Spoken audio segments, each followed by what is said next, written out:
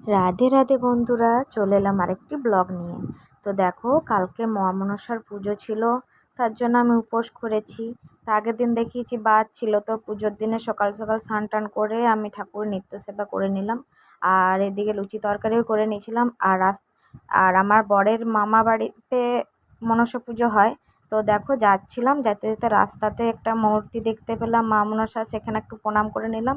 এই চলে এসেছি আমার বরের মামা বাড়িতে পুজো দেখতে। তো দেখো, এখানে সব পুজো দিয়ে গিয়েছে, এখানে সব ঠাকুর দেখো মা আনতে যাবে, তার জন্য সব রেডি হয়ে গিয়েছে সবাই মিলে।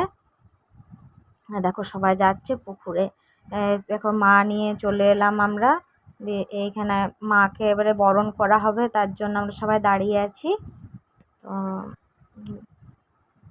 দেখো আসছে,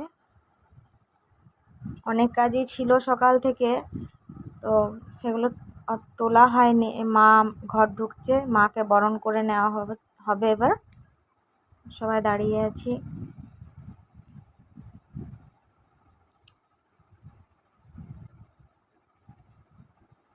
পা ধুয়ে নিল। আমার বাপের বাড়িতেও হয় পুজো, এবারে আমি যেতে পারিনি, তাই আমার বরের মামা বাড়িতেই গেছিলাম পুজো দেখতে।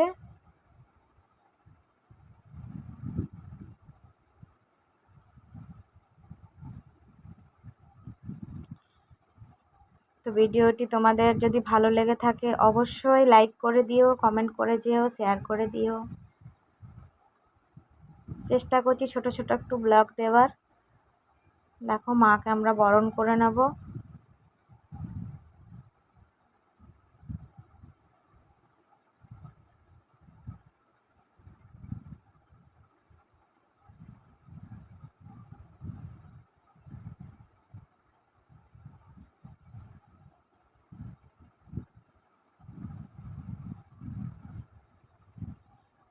বরণ করে নিচ্ছি।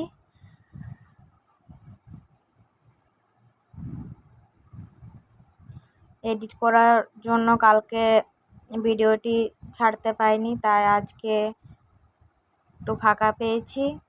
আজও সকাল থেকে পুজো, অনেক কিছু খাওয়া দাওয়া, অনেক কিছুই হলো, সব কিছু তুলতে রেকর্ড করতে পারিনি, জানোই তো সংসারের কত কাজ থাকে।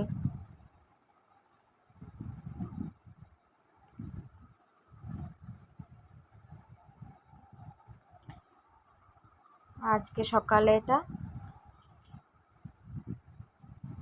নবমী পুজোর দিনে সকালে এটা পুজো করছে। ফটো তুলে নিয়েছি ওদের একটি করে। এটা আমার ছেলে, এটা আমার মেয়ে। আর এখানে আছে আমার শাশুড়ি মা, আর এদিকে সাদা শাড়ি পরে একটা বড় মামিমা। আর এখানে একটা দেওর হয়, এটা আমার শাশুড়ি মা। সবাই মিলে একটু এনজয় করে নিলাম। তো রাধে রাধে বন্ধুরা, ভিডিওটি কেমন লাগলো অবশ্যই কমেন্ট করে জানিও।